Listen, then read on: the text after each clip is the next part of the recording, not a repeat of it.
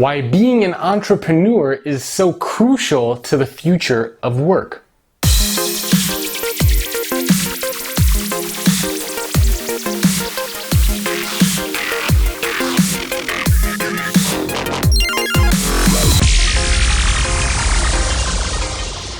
Hello everyone, welcome to another episode of The Future in 5. My name is Jacob Morgan, and this is where I share my thoughts, ideas, and commentary on the future of work in 5 minutes or less.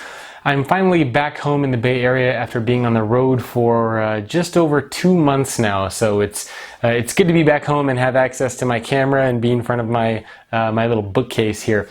So today I want to talk to you about a topic that I think is increasingly more important, especially as the workplace continues to evolve.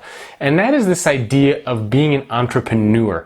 Now, it doesn't mean that you need to be an entrepreneur and be independent, but more and more, the chief human resource and talent and executive officers that I'm speaking to are looking for employees with entrepreneur-like characteristics and qualities. In other words, if you look at why or what makes an entrepreneur, they're scrappy, they're learning new things, they're willing to create products, they're willing to embrace failure, they're willing to continuously think of new things.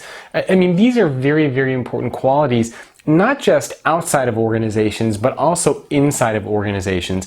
And this is why we're seeing the rise of this new term called the intrapreneur. And the intrapreneur is essentially pretty much what it sounds like. Entrepreneurs that exist inside of organizations. And we're seeing a lot of interesting companies embrace this concept. LinkedIn, for example, has its own internal incubator program where employees can pitch executives to try to get funding, where they can try to build their own products and spin things off. Adobe has something called their Kickstart program where you can essentially get $1,000 to create a prototype around something. You pitch executives, and if they like the idea, you can potentially turn it into a bigger, larger product. AT&T has something called the AT&T Foundry.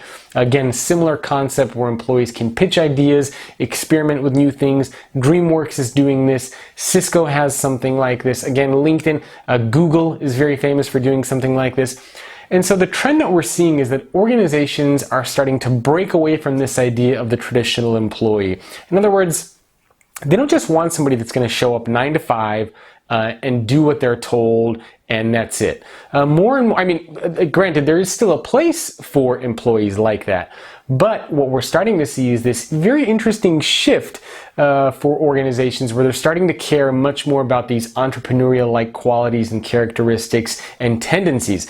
And that's why I think the future of work is going to be very heavily favored towards entrepreneurs, towards intrapreneurs.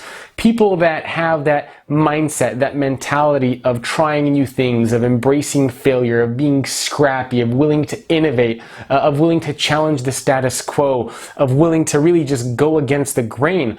I think those types of employees are going to have a very fruitful and successful future as the workplace continues to change. And that's not just important for the organization, but it's also important for you as an individual to think like an entrepreneur, because as I've said many times, we can no longer rely on organizations or educational institutions to give us all the skills and the information that we need to succeed. And so what that means is that we have to take responsibility for ourselves to shape our own career paths, to shape and create our own futures. And that is very much where this idea of thinking and acting like an intrapreneur or an entrepreneur lends itself to be quite powerful and quite useful. So this is something that I'm seeing more and more organizations start to care about, this idea of the entrepreneur, the intrapreneur. Curious to hear what you think about this concept, about this theme. Does your organization embrace this concept of being an entrepreneur inside? Are they doing anything interesting? Do you have any other examples or stories you want to share? Leave me a comment below. Let me know what you think. If you want to get access to more videos, podcasts, articles, or other things that I'm working on around the future of work, you can always visit thefutureorganization.com.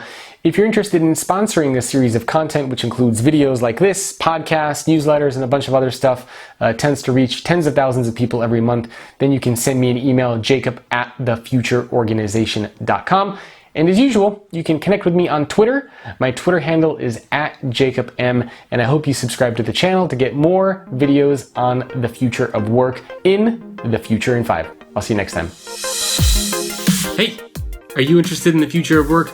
If so, make sure to subscribe to the YouTube channel so you can get all the latest content on the future of work and stay up to date on all the latest trends and happenings. Not to mention, you will make me very, very happy. Make sure to subscribe.